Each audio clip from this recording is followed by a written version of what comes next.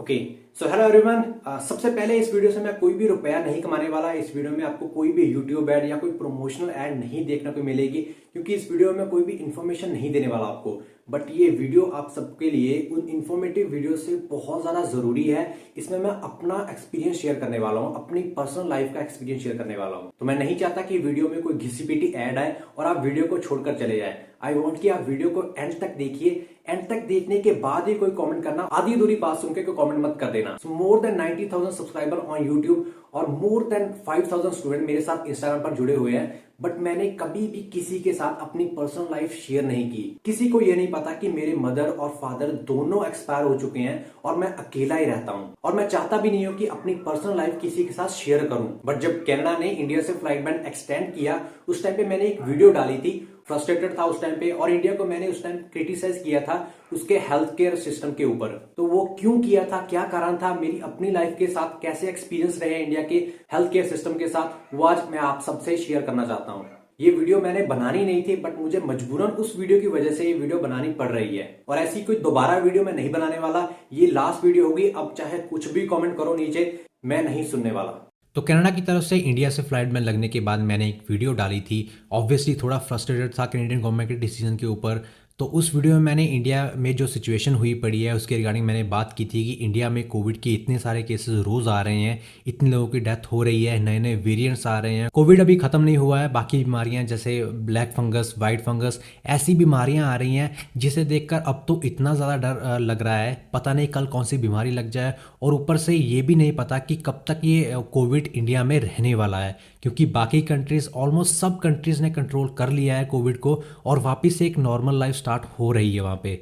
But अब India एक threat बन गया है पूरे वर्ल्ड के लिए कि अब बाकी कंट्रीज़ डर रही हैं कि कहीं ये वायरस इंडिया से हमारी कंट्री में ना फैल जाए। और यही कारण है कि मैं और ज़्यादा डरा हुआ हूँ कि क्या 21 जून को भी बैन लिफ्ट होगा कनाडा से। I am still in doubt. तो उस वीडियो में बहुत से लोगों ने तो जो मैंने बात करने की कोशिश की थी उसे ठीक से समझा कि मैं अपना व्यू रख रहा हूँ। और आप सबको यही कहना चाहता हूँ कि जब 1 लाख केसेस आ रहे थे इंडिया में, तब क्या पॉलिटिकल रैलीज निकालनी ज़रूरी थी।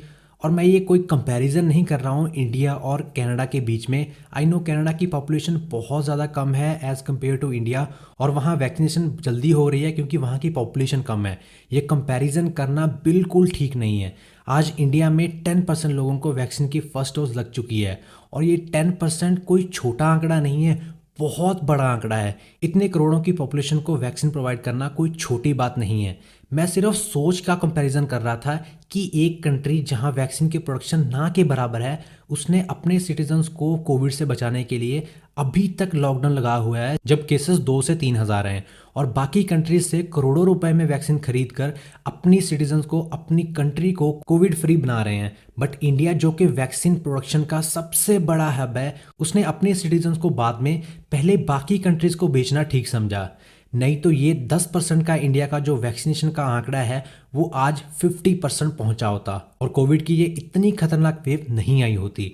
आज हमारे हेल्थ केयर वर्कर्स, हमारे फ्रंटलाइन वर्कर्स बेबस हुए पड़े हैं। हॉस्पिटल्स में लोगों की लाइन लगी हुई है, इलाज उन्हें नहीं मिल रहा है। ऑक्सीजन और वेंटिलेटर तो बात की बात है, लोगों को हॉस्पिटल में बेड तक नहीं मिल रहे हैं। जब सोशल मीडिया पे, न्यूज़ पे जब बेबस हुए लोगों की वीडियोस और फोटोज़ देखो ना, तब पता चलती है रियलिटी। नो डाउट इंडिया में रिकवरी रेट बहुत बहुत बहुत ज़्यादा है। हमारे हेल्थ केयर वर्कर्स पूरे जी जान से अपनी जान खतरे में डाल के हमें बचा रहे हैं इस बीमारी से। बट जिनको एक्सट्रीम केस में ऑक्सीजन की ज़रूरत पड़ने पर ऑक्सीजन नहीं मिली, जिन्हें वेंटिलेटर नहीं मिला, क्या उनकी कोई गलती थी? क्या उन्हें बचाया नहीं जा सकता था? क्या हम इसकी तैयारी नहीं कर सकते थे? क्या हमें ये नहीं पता कि इंडिया की पॉपुलेशन करोड़ों में है, तो हम अपना हेल्थ केयर सिस्टम सुधार लें, इनफ फैसिलिटी प्रोवाइड करें, और प्राइवेट हॉस्पिटल में जितना वो बिल बना के देते हैं ना, सारी उम्र की कमाई आपकी कुछ घंटों में लूट लेंगे। मेरी अपनी खुद की सिस्टर स्टाफ नर्स है गवर्नमेंट हॉस्पिटल में।